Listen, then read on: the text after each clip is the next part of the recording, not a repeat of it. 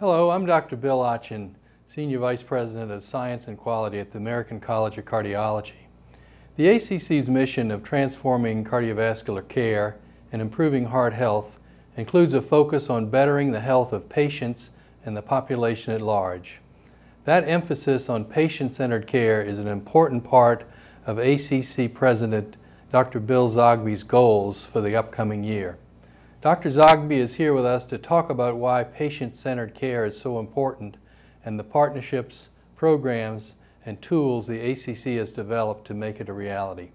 Dr. Zogby, welcome. Pleasure to be with you, Bill. Thank you. My first question is to ask you, what is patient-centered care? Patient-centered care, although may seem obvious, Bill, is a care that is respectful and responsive to patients' needs, wishes, and preferences. So we're putting the patient at the center of that relationship between the healthcare provider as well as the patient. Well, this is a new emphasis, clearly, and I wonder, why should cardiovascular professionals be interested in this? Why should they care? Although it may seem intuitive that a healthcare professional really not only values but engages a patient, I think in the 20th century, if you look reflectively on it, most of the care has been disease-based, if you will, or at times more clinician-centered. And since our mission as healthcare professionals is to improve cardiovascular health and health in general, and if you look at patient-centered care, if that is practiced, it has several advantages that go well hand in hand with the mission of what we're trying to do, which is patient-centered care had been shown to improve quality of the care, improve patient outcome, and improve adherence to medications, and therefore better compliance and overall better satisfaction.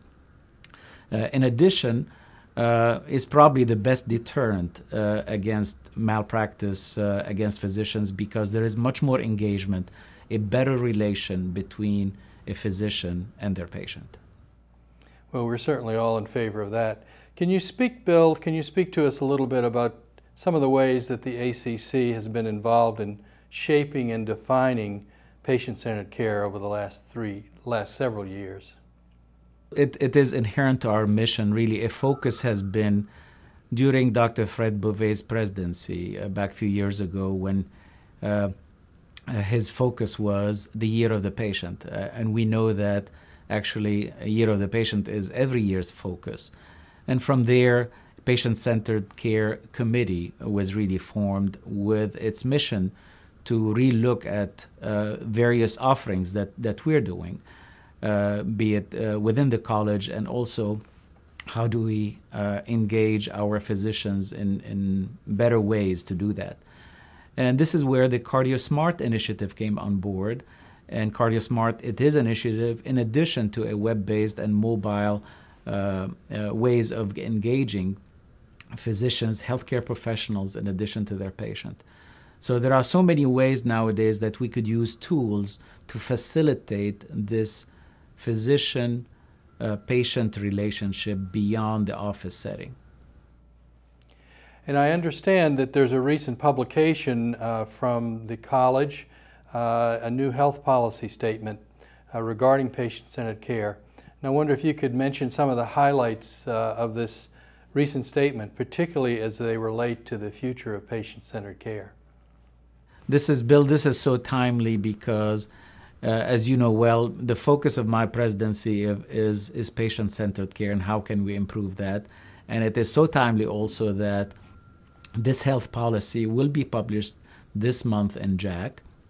And to tell you also that people that were engaged in this health policy were not only the professionals, but also patients were on that committee, consumers, health advocates, and basically looking at what should the college and healthcare delivery in general, how should they partner to be able to do that. We have to provide tools to improve this relationship, if you will, make it easier for the healthcare professionals, and bring educational tools for patients. Shared decision making is tremendously important. It is at the center of this relationship, so a better engaged, better educated patient that can engage better with their healthcare professional can make better decisions. We will also have to address payment reform regarding that to allow for that visit to take a little more time, because it really is among the most cost-effective ways to bring out more adherence, better outcome, probably more effectively than any new medication or procedure can bring about. So I'll invite you to take a look at that health policy, because I really think the major beneficiary from this is our healthcare system and our patients. And what would you say, Bill, that the college, you've mentioned a number of things, what would you say that the college's main initiatives would be moving forward to help implement the strategies that we'll be reading about in the paper when it's published? I think shared decision-making tools would be crucially important to help the healthcare professionals at the bedside engage patients and educate them better. And they can take these tools home, be it either in paper format or on the web through CardioSmart. This year, and I've mentioned that previously, that the college has put tremendous resources into the relaunch of CardioSmart. So by next year, scientific sessions, we will have a major relaunch for that. Tools, again, to help the healthcare professional and help patients better educate, better communicate, and re-engage and reinvigorate this patient-physician relationship for optimal care. Well, this sounds very interesting and very exciting and very innovative, and we're all grateful to you for your leadership in this area. So I want to thank you for the time that you've been able to spend with us, and I know I and certainly the rest of our audience will really appreciate your thoughts on this.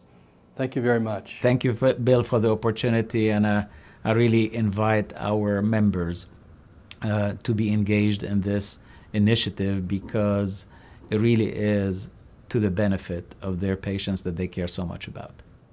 Thank you so much. Thanks again.